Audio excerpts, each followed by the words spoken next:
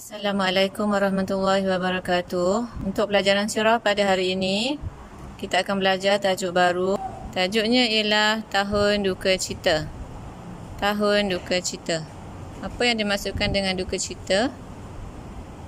Duka cita ni ialah perkara yang menyedihkan. Jom kita baca. Tahun Duka Cita ialah tahun yang amat menyedihkan Nabi Muhammad sallallahu alaihi wasallam. Pada tahun tersebut, baginda kehilangan dua orang insan yang amat dikasihinya. Kedua-dua insan ini banyak berjasa kepada baginda. Mereka ialah bapa saudara baginda iaitu Abu Talib dan isterinya Khadijah. Kenapa tahun tu merupakan tahun yang menyedihkan bagi Nabi Muhammad? Kerana pada tahun tersebut ada dua orang yang Nabi sayang telah meninggal dunia. Siapa? Bapa saudara Nabi, apa nama dia? Abu Talib. Dan seorang lagi ialah isteri Nabi iaitu Khadijah. Abu Talib sentiasa membela dan melindungi Nabi Muhammad dari ancaman orang-orang Quraisy. Beliau amat dihormati dan disegani oleh bangsa Arab. Hal ini menyebabkan orang-orang kafir Quraisy tak berani mengganggu Nabi Muhammad secara terang-terangan. Namun begitu, Abu Talib tidak mahu beriman kepada Allah. Nabi Muhammad SAW berasa amat sedih kerana bapa saudaranya itu tetap tidak mahu mengucapkan dua kalimah syahadah sehingga beliau meninggal dunia. Abu Talib meninggal dunia ketika berumur 80 tahun. Setelah beliau meninggal dunia, orang kafir semakin berani menghina, mencaci, mengganggu dan mengancam Nabi Muhammad sallallahu alaihi wasallam. Abu Talib ialah bapa saudara kepada Nabi Muhammad. Bapa saudara Nabi ni nama dia Abu Talib dan Nabi berasa sangat sedih dengan berita kematian bapa saudaranya. Kenapa?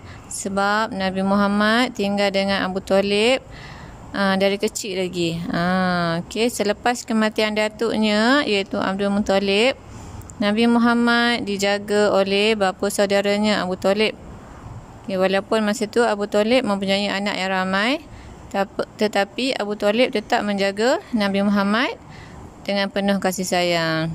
Dan sehinggalah Nabi besar Abu Talib masih lagi menjaga Nabi dan melindungi Nabi, terutamanya daripada kalau Nabi dihina, dicaci, diganggu oleh orang kafir Quraisy pada masa itu.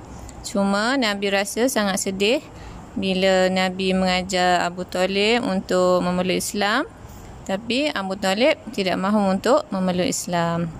Dan Abu Talib juga telah meninggal dunia tanpa sempat mengucap dua kalimah syahadah. Kita sambung seterusnya ke surat 49. Selepas pemergian Abu Talib buat selama-lamanya, isteri Nabi Muhammad sallallahu alaihi wasallam pula meninggal dunia pada tahun tersebut. Khadijah meninggal dunia pada bulan Ramadan tahun ke-10 kenabian Nabi Muhammad sallallahu alaihi wasallam. Beliau berumur 65 tahun. Selama hidupnya dengan Nabi Muhammad, Khadijah isteri yang taat dan setia dengan baginda.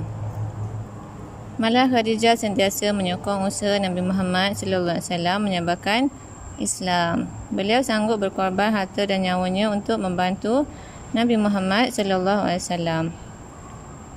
Isteri kepada Nabi Muhammad iaitu Khadijah nama dia.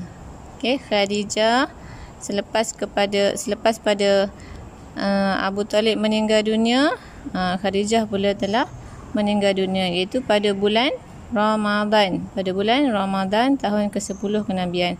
Ketika itu Khadijah berumur 65 tahun.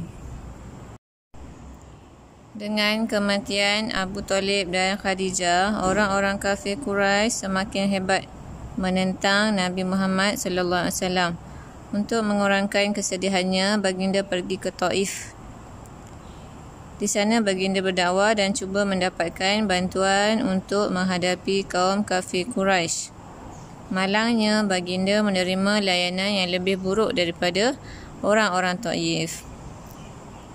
Okey, apabila Abu Talib dan Khadijah telah meninggal dunia, orang-orang kafir Quraisy ni semakin hebat, semakin kuat menentang Nabi Muhammad sallallahu alaihi wasallam.